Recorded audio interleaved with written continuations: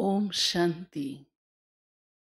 ज्ञान मार्ग में हम बच्चे भगवान पर निश्चय रखते हैं, क्योंकि ज्ञान का आधार ही निश्चय है। किसमें? बाप में। और साथ साथ बाप ने, प्यारे बाबा ने हमें जो कुछ सुनाया, पढ़ाया है, जो भी श्रीमत दी है, उसमें पूरा निश्चय बुद्धि हो। कोई भी प्रकार का प्रश्न नहीं हो, संशय नहीं हो। जो बाबा कह रहा है वो हमारे कल्याण अर्थ कह रहा है। तो बाबा ने कहा, मेरे ऐसे बच्चे जो पक्के निश्चय बुद्धि हैं, उनकी निशानी क्या होगी? कैसे हम समझें कि हम निश्चय बुद्धि हैं? कहने को तो सब कह देते हैं हमको बाबा में पूरा निश्चय है, क्योंकि परिचय तो सबको अच्छी तरह से प्राप्त हो गया कि वो शिव है, बिंदु है, निराकार है, परम धाम निवासी है। लेकिन सिर्फ परिचय तक सीमित होना निश्चय नहीं। निश्चय माना जो भगवान की श्रीमत मिल रही है, हम उस पर कितना चल रहे हैं। तो उसकी निशानी बाबा ने सुनाई है कि वो क्षमा पर फिदा होने वाले परवाने होंगे। जैसे आपने देखा है, क्षमा पर, बिजली पर पतंगे आते हैं और आते जल मरते हैं और नीचे गिर जाते हैं, अर्थात समर्पण हो जाते हैं। तो बाबा के जो बच्चे भगवान पर फिदा हो जाते हैं, अर्थात समर्पण बुद्धि हो जाते हैं कि जो भगवान कहे वो हमें मंजूर है, हम उस पर ही चलेंगे, तो वही ही फिदा होने वाले परवाने हैं।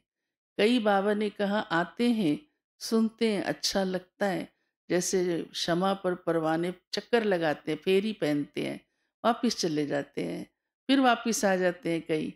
तो ऐसे भी कई बच्चे होते हैं। तो निश्चय बुद्धि माना पूरे समर्पण होने वाले, फिदा होने वाले, ऐसी परवाना आत्मा में बनी हूँ। दूसरी निशानी बाबा ने सुनाई है, कहावत है, धरत पड़िए धर्म न छोड़िए। माना वो ऐसे बच्चे हों जो प्रतिज्ञा भगवान से की है, हम सब ने की है, एक बाबा दूसरा न कोई, पवित्रता की भी की है।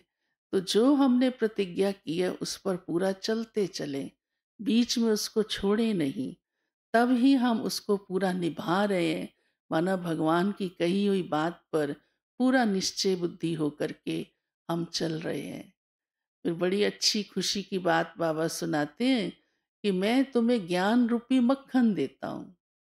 पहले आप भक्ति मार्ग में थे, भक्ति के बाद ही ज्ञान मिलता है, पर भक्ति छाछ के समान थी, क्योंकि उससे आत्मा में शक्ति तो भरी ही नहीं, परिवर्तन तो हुआ ही नहीं, सर्वगुण आए नहीं, निर्विकारी जीवन बना नहीं। अब ज्ञान बाबा से जब मिलता है तो हमारे अंदर ताकत आ जाती है, इसलिए उसे बाबा मक्खन कहता है। और बाबा कहता है उससे प्राप्ति कितनी बड़ी है, जब आप यहाँ ज्ञान लेते हो, आत्मा में शक्ति आती है, तो सतयुगी विश्व की बादशाही मैं तुम बच्चों को दे देता हूँ। इसीलिए दिखाया है कि श्री कृष्ण माखन खा रहा है, क्योंकि सतयुगी बादशाही का पहला पहला प्रिंस श्री कृष्ण होंगे और वो उसके पूर्ण अधिकारी होंगे, भविष्य विश्व महाराजन होंगे। तो ये भी इसी ही बात की निशानी है।